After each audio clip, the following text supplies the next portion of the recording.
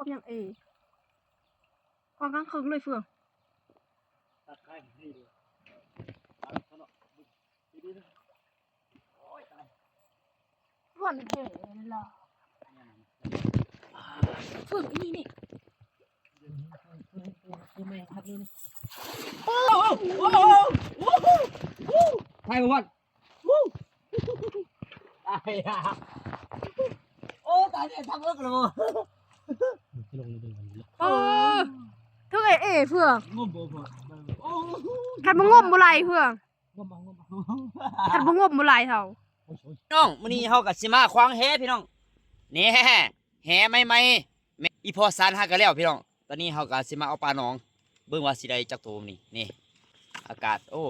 น้ำนี่ยังบ่น้องใหญ่แต่มันคุ้นอยู่เนาะนี่ไปสิได้ปลาอยู่บ่มื้อนี้ไปมามื้อนี้ก็จะมาพาทุกคนมาเอาปลาหนองคนมาแหกมันแหใหม่ๆพี่น้องพอหากระสานแล้วนี่น่ะลองมาเบิ่งกันนี่เอาสิบานหัวอาหารไปเอาสิบานหัวอาหารก่อนเบิ่งนี่ปลามาบ่บาดทันดิดทันเอียงสิมานบ่เนาะพี่น้อง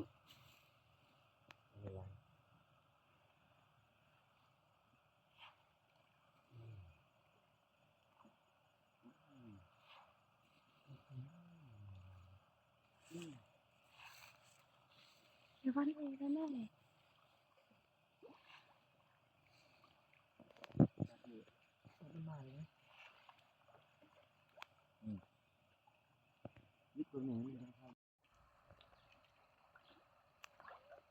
ตัวอยู่ความยังนี่ว่ายังเอา จะได้แม่ ขันมาเอาไปได้ตัวหนึ่ง ลงไปติงแหเนาะเอาความยังความข้างคืนเลยเฟือง ตัดไข่ให้ดูตัดเขาเนาะดีๆโอ้ยตาย วันเก๋หรอเฟืองนี่คือไม่ทัดเลย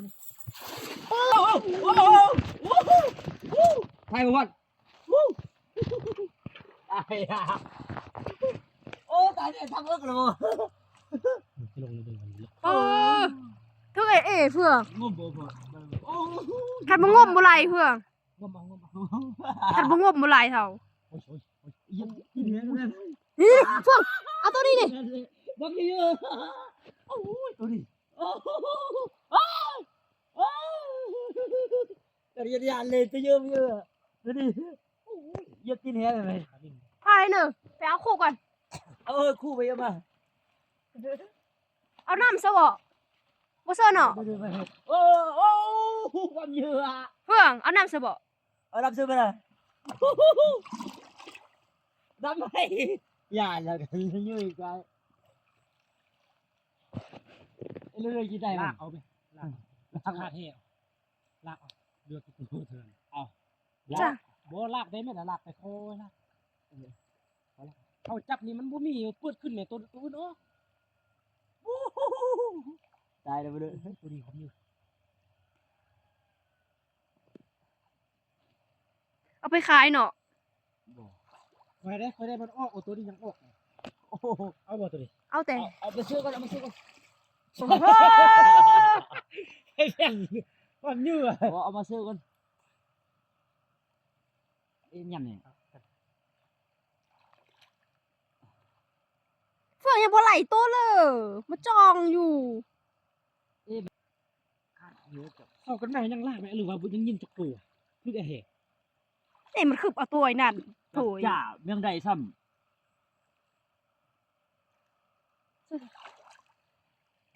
ไม่ได้ตัวยืด เข้าเข้า เก็บไทย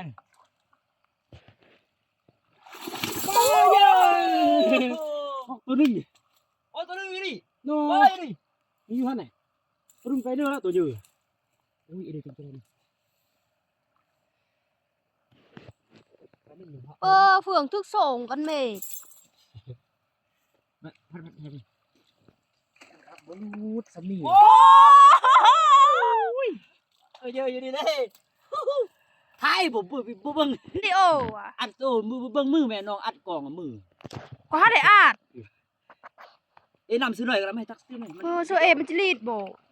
บ่ซื้อหน่อยมันสิตัวน้อยเขาก็บ่เอาเอ้ เอาไว้กุ้นเลย โอ้ยชอบเจอกันกินลาบได้เนาะ เออกินซับมื้อนี้ เหลือปลาดินเนาะทึกก็ออกไป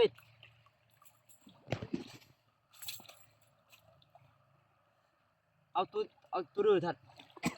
เออเมื่อกี้ความตัวเยอะเนาะ คือปลาไหน นี่หน้าตัวนึงเลย ปลาไหนได้ตัวเดียวทัด อู้ปลาคนยังเอ็มกินเนาะ เมื่อกี้ขนาดโอ้โหตัวปลาเยอะๆปลากินยามากิน ปลาคนยังกินปลา เพื่องแต่ปลาคิงเขายังเฮ็ดสักตัวเนาะ ปลาเข่งนั่นบ่เห็นเท่ โอ้มันเนี่ยปลาเค็งมันปล่อยแต่จืดๆนั่น ให้ได้กินสักตัว บ่ได้คิดตัวเลยธรรมดากูจะมีมั้ง นี่เดี๋ยวว่าเพิ่มกี่หักขนมงมได้เอง งมเติบ มันปลาไหนปลาขี้เหงาออกไปบ่ตายเลยบ่ ตายไปยามันนี่บ่ โอ้ยนะตัวนั้น เอาไปสองตัวเถอะโอ้ เอ้าถ้วยเหล้า เอา เฮ้ย จะเอาไปขายเองเลย พี่ป้าขายเอ้ยดูว่า ขายยี่หวานก็จะได้ขายตัว ตัวนี้ปล่อยปล่อยตัวนี้เนี่ย ปล่อยเลย ยังตัวน้อยนึงก็ได้ปล่อยมันน่ะ ตัวนี้ก็ปล่อยเนาะ ก็ปล่อยฉันจะเอาตัวปลาเลยกี่ เอาตัวเนื้อ